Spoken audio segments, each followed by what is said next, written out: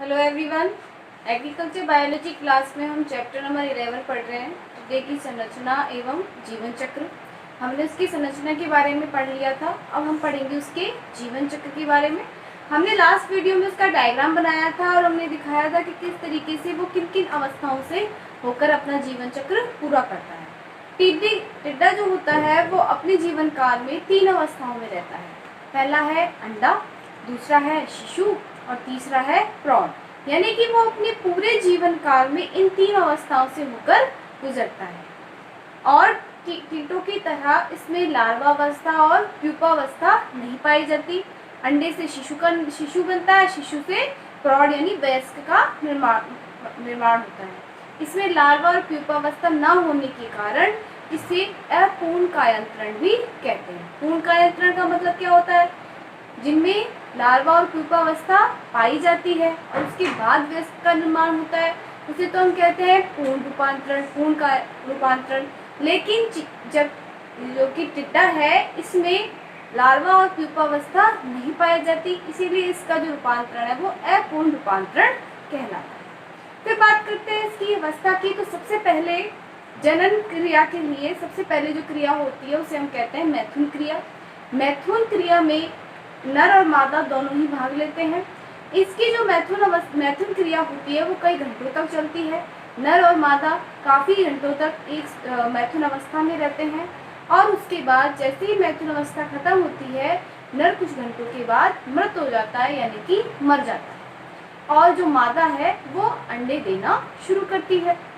मादा द्वारा एक साथ लगभग 40 अंडे दिए जा सकते हैं, यानी कि मादा एक साथ 40 अंडे दे सकती है।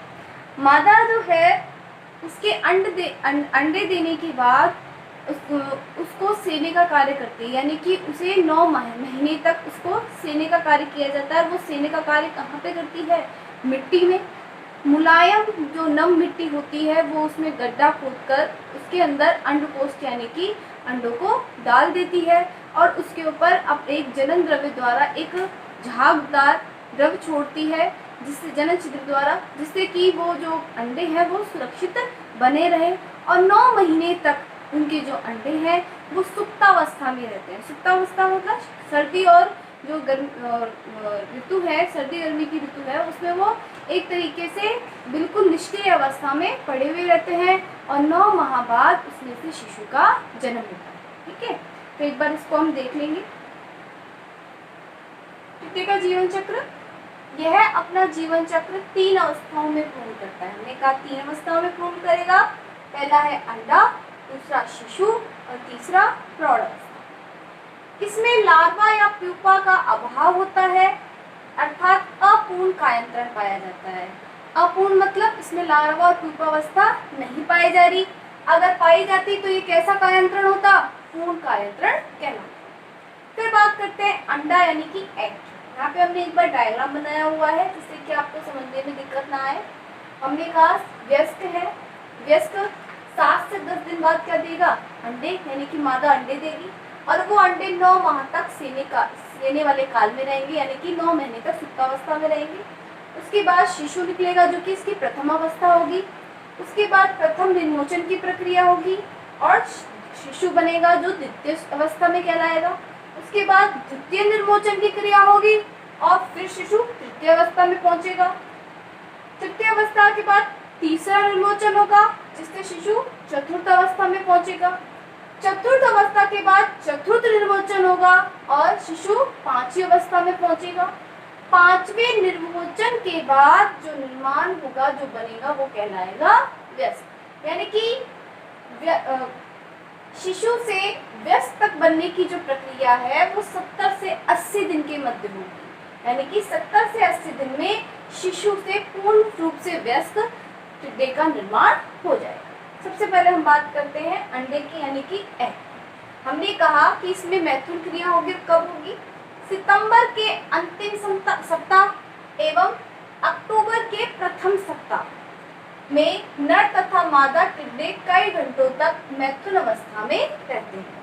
तो मैथुन क्रिया के लिए जो समय है वो कब का होता है? सितंबर का अंतिम सप्ताह होगा या फिर अक्टूबर का प्रथम सप्ताह होगा। नर कुछ दिनों बाद मर जाता है। जैसे ही मैथुन अवस्था की प्रक्रिया मैथुन क्रिया पूर्ण हुई, उसके कुछ दिनों बाद नर की मृत्यु हो जाती है। मादा अंडा देना शुरू करती है। मादा के उदर भाग के अंतिम खंड में जनन अंग अंडकोष्ठ में लगभग 40 अंडे होते हैं। हमने जो डायग्राम समझा था उसमें हमने बताया था कि मादा जो होती है उसका जो जनन अंग है वो लास्ट में यानी कि उसके उदर भाग के अंतिम खंड में पाया जाता है। ठीक है, तो उसमें लगभग कितने अंडे होते हैं? 40 अंडे होते हैं। मादा मुलायम एवं नम मिट्टी में, मिट्टी कैसी होनी चाहिए? मुलायम और नम, अंडरोपक को जमीन में डालकर, अंडरोपक यानी कि उसका पिछला हिस्सा होता है, लास्ट वाला हिस्सा होता है जो कि नुकीला होता है, जिससे कि उसे मिट्टी खोदने में आसानी रहती है। जमीन में डालकर टांगों की सहायता से सिर ऊपर करके गोल गोल घूमकर एक गड्ढा बनाती है। यानी कि वो अंडरोपक तो उसमें नीचे की ओर है, ये मिट्टी है, और ये क्या करेगी? अंडरोपक की सहायता से इसमें गोल गोल घूमते हुए, ऐसे गोल गोल घूमते हुए गड्ढे का निर्माण कर लेगी।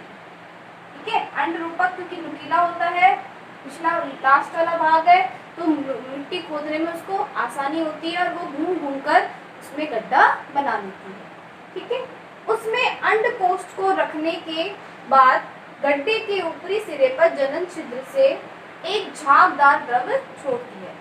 अब जो उसका अंडकोष्ठ है, जितने भी अंडे हैं उन सबको वो गड्ढे में छोड़ देती है। छोड़ने के पश्चात वो अपने जनन छिद्र से एक झागदार द्रव का स्रवण करती है, जिससे कि वो क्या हो जाता है? सूखने पर एक सीमेंट नुमा सतह बना लेता है और जिससे कि अंडे सुरक्षित रह सके, जो सूखने पर जम जाता है। इस तरह अंडकोष्ठ सर्दी व गर्मी ऋतु में लगभग 9 माह तक, कितने माह तक? 9 माह तक मृदा में रहते हैं। इस प्रकार अंडा जो अवस्था है, अंडा जो जीवन काल की उसकी पहली अवस्था है, वो 9 माह तक बनी रहती है। एक बार इसको नोट डाउन करेंगे।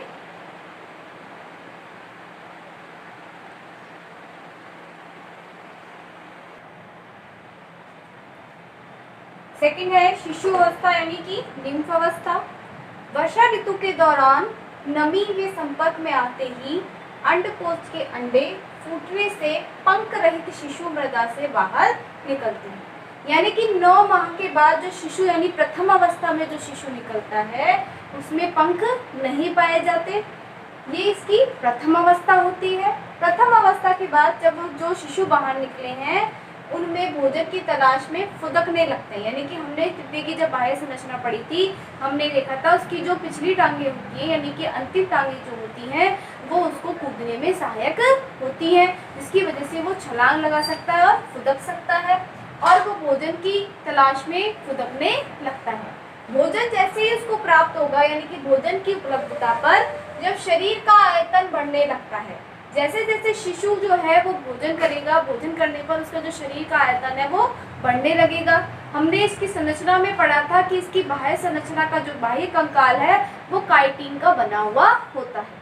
तो जो काइटिन का जो इसका बाह्य ढांचा है, जो बाह्य कंकाल है, वो उसका आयतन बढ़ने पर वो काइटिन का जो ढांचा है वो उसको धीरे धीरे बाहर निकालने लगेगा। ठीक है, तो जो काइटिन के ढांचे को जब वो बाहर निकालने लगता है तो जो बाहर निकालने की प्रक्रिया और जो नए काइटिन के बनने की प्रक्रिया है उस प्रक्रिया को हम कहते हैं निर्मोचन। यानी कि जब शिशु का आयतन बढ़ने लगा तो उसने अपने बाह्य कंकाल में से बाह्य कंकाल का त्याग करना शुरू करा और नए ढांचे का निर्माण शुरू किया। तो जो नया ढांचा बनना और पुराने ढांचे के त्यागने की जो प्रक्रिया है उसे हम कहते हैं निर्मोचन। ठीक है, तो उपलब्धता पर जब शरीर का आयतन बढ़ने लगता है तो यह अपने शरीर से काइटिन का त्वचा रूपी बाह्य ढांचा त्याग कर नए ढांचे को प्राप्त करता है, जिसे निर्मोचन कहते हैं। अब ये जो निर्मोचन की प्रक्रिया है ये प्रक्रिया 5 से 6 बार होती है। यानी कि प्रथम जो अवस्था में शिशु था उसने पहली बार निर्मोचन की प्रक्रिया की तो वो द्वितीय अवस्था में पहुंचा, जब द्वितीय अवस्था में उसने निर्मोचन की प्रक्रिया करी तो वो तृतीय अवस्था में पहुंचा और जब तृतीय अवस्था में उसने निर्मोचन की प्रक्रिया करी तो वो चतुर्थ अवस्था में पहुंचा। चतुर्थ अवस्था में निर्मोचन की प्रक्रिया करके पांचवी अवस्था में, और पांचवी अवस्था में निर्मोचन की प्रक्रिया करके वो वयस्क में रूपांतरित हो गया, यानी कि वयस्क का पूरी तरीके से वो वयस्क हो गया। शिशु से वयस्क बनने तक यह 5 से 6 बार अपनी त्वचा का निर्मोचन करता है। शॉर्ट क्वेश्चन आ जाता है, निर्मोचन किसे कहते हैं, 1 नंबर के क्वेश्चन में पूछा जाता है। द्वितीय निर्मोचन के बाद इनके पंखों का विकास होने लगता है। हमने कहा जो अंडे से पहला शिशु जो निकलेगा उसमें पंख नहीं थे, पंख रहित था। जैसे ही उसका प्रथम निर्वाचन हुआ और द्वितीय निर्वाचन हुआ तो द्वितीय निर्वाचन के बाद निर्मोचन के बाद उसमें पंखों का निर्माण शुरू हो गया, यानी कि वो उसका विकास शुरू होने लग गया। ठीक है, इस प्रकार शिशु से वयस्क बनने में नर को 70 दिन व मादा को 80 दिन लगते हैं। यानी कि जो शिशु है उससे वयस्क बनने में नर को तो 70 दिन लगेंगे और मादा को 80 दिन का समय लगेगा। अब बात करते हैं तीसरी अवस्था की, यानी प्रौढ़ यानी कि अडल्ट अवस्था। मैथुन के बाद नर व अंडे देने के बाद मादा की मृत्यु हो जाती है। हमने भी पढ़ा था, जब हमने अंडे की अवस्था पढ़ी तो हमने पढ़ा कि मैथुन अवस्था के बाद कुछ ही समय बाद, कुछ दिनों बाद नर की मृत्यु हो जाती है, और उसी प्रकार मादा भी अंडे देने के बाद मर जाती है, यानी उसकी मृत्यु हो जाती है। तो इस प्रकार 1 वर्ष में 1 पीढ़ी पाई जाती है, यानी कि जैसे ही नर और मादा ने जनन की प्रक्रिया पूर्ण करी वो दोनों ही मृत हो जाते हैं और सिर्फ एक ही पीढ़ी 1 वर्ष में रह जाती है। एक बार इसे नोट डाउन करेंगे।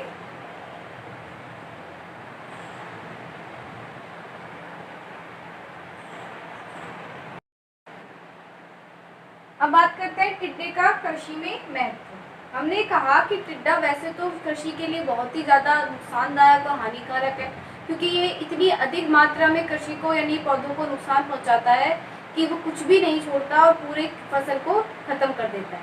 लेकिन कुछ चीज़ों के लिए टिड्डा हमारे लिए उपयोगी है, जैसे कि इकोसिस्टम यानी कि पारिस्थितिकी तंत्र में हर एक जीव का अलग अलग महत्व, अलग अलग अस्तित्व होता है। किसी भी एक जीव की संख्या में वृद्धि और कमी के कारण पारिस्थितिकी तंत्र में असंतुलन हो जाता है। उसी प्रकार जो टिड्डा है वो भी पारिस्थितिकी तंत्र का एक हिस्सा है। इस पर भी काफ़ी जो बाकी के जीव है वो इस पर निर्भर करते हैं भोजन के लिए, और इसी की वजह से काफ़ी सारे ऐसे जीव हैं जिनको ये भोजन के रूप में ग्रहण करके पारिस्थितिकी तंत्र में संतुलन बनाए रखता है। ठीक है, तो एक तरीके से पारिस्थितिकी तंत्र के लिए एक बहुत ही ज़्यादा आवश्यक है। उसके अलावा ये कृषि में भी बहुत लाभप्रद होता है। हमने कहा कि ये बहुत अधिक मात्रा में पेड़ों को नष्ट कर देता है, हरियाली को खत्म कर देता है, लेकिन जितनी अधिक मात्रा में ये भोजन को ग्रहण करता है उतनी अधिक मात्रा में ये अपशिष्ट पदार्थ यानी मल का त्याग भी करता है।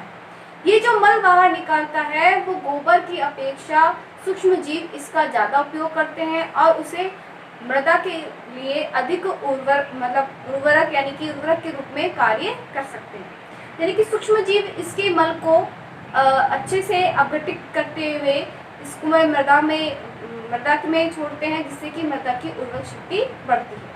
ठीक है, तो इसके साथ साथ ही इसे कुछ जीव ऐसे हैं जो भोजन के रूप में ग्रहण करते हैं और पारिस्थितिकी तंत्र का संतुलन बनाए रखते हैं। कुछ देशों में इसे भोजन के रूप में भी ग्रहण किया जाता है। कई प्रकार की जो खाने की चीज़ें हैं, भोजन की सामग्री है, उनमें इसका उपयोग किया जाता है कई देशों में, और इसे पकाकर सेक कर खाया जाता है। ठीक है, तो यह पारिस्थितिकी तंत्र का एक हिस्सा है। यह अत्यधिक भोजन करने के कारण मल त्याग भी अत्यधिक करता है, अत्यधिक मात्रा में मल बाहर निकालेगा, एवं इसके मल को सूक्ष्म जीव गोबर खाद की तुलना में ज़्यादा कुशलता से मृदा की उर्वरता को बढ़ाती है। यानी गोबर की तुलना में इसकी जो अपशिष्ट पदार्थ है उनका ज़्यादा अच्छे से उपयोग कर सकते हैं। मृत्यु के बाद इसके शरीर की नाइट्रोजन को सूक्ष्म जीव आसानी से मृदा की उर्वरता को बढ़ाने में सहायक होते हैं।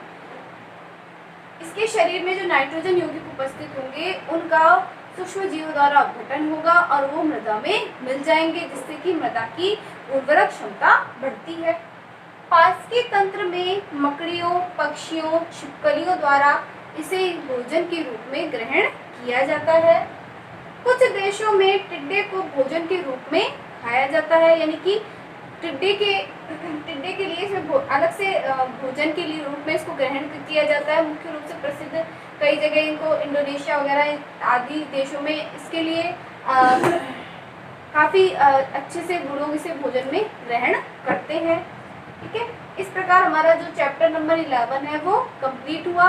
अगले वीडियो में हम अगला चैप्टर स्टार्ट करेंगे। Thank you.